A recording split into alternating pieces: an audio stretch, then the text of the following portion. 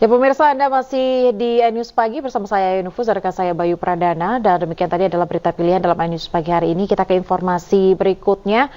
Pemirsa, penyidik Jampitsus Kejaksaan Agung menyita sejumlah dokumen dan uang senilai 33 miliar rupiah dari kediaman Crazy Rich Pantai Indah Kapuk, Helena Lim. Uang tunai 33 miliar terdiri dari 10 miliar dalam pecahan rupiah dan 2 juta dalam pecahan dolar Singapura. Penggeledahan ini terkait dengan dugaan tindak pidana korupsi dalam tata niaga komoditas timah ilegal di wilayah izin usaha pertambangan atau IUP PT Timah Tbk tahun 2015 sampai 2022. Selain di rumah Helena Lim, petugas juga menggeledah kantor PT QSE dan PT SD. Diduga negara mengalami kerugian 271 triliun rupiah akibat dampak kerusakan lingkungan.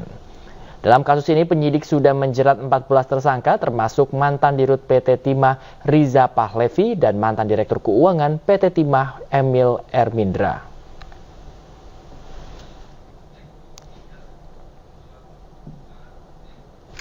Ya pemirsa, black box pesawat Smart Air berhasil ditemukan di hari keempat setelah sebelumnya evakuasi berfokus pada 2 korban pesawat jatuh milik Smart Aviation Air.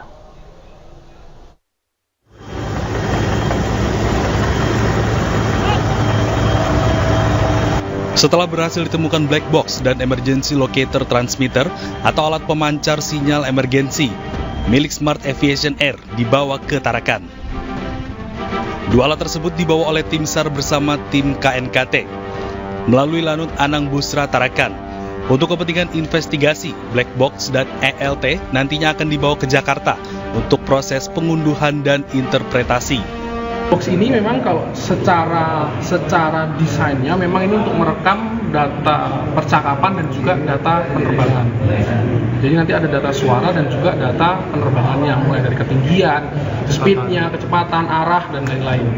Dengan ditemukannya black box dan dievakuasinya tim SAR gabungan yang berada di lokasi jatuhnya pesawat, operasi SAR dinyatakan selesai. Sebelumnya, pesawat Smart Aviation Air bermuatan sembako dengan rute Tarakan menuju Binuang dikabarkan hilang kontak Jumat 8 Maret 2024 lalu usai lepas landas dari Bandara Internasional Juwata, Tarakan. Terdapat 2 orang kru di dalam pesawat, yakni seorang pilot dan teknisi. Namun dalam proses evakuasi hanya 1 orang yang ditemukan dalam kondisi selamat. Dari Tarakan, Kalimantan Utara, Usman Condang, iNews melaporkan.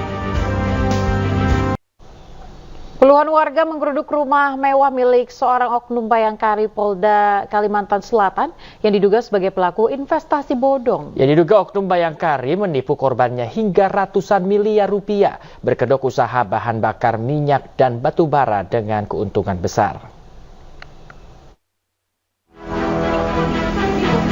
Puluhan warga korban dugaan investasi bodong berkedok usaha bahan bakar minyak dan batu bara menggeruduk rumah mewah milik oknum Bayangkari Polda Kalimantan Selatan berinisial FN di Banjarbaru. Para korban sengaja mendatangi rumah sang Bayangkari untuk meminta kepastian uang mereka dikembalikan. Tak puas dengan mendatangi rumahnya, puluhan korban dugaan investasi bodong ini juga melaporkan oknum Bayangkari FN ke polisi karena dinilai sudah membawa kabur uang mereka. Menurut korban, modus investasi ini sudah dijalankan oknum Bayangkari FN sejak tahun 2019.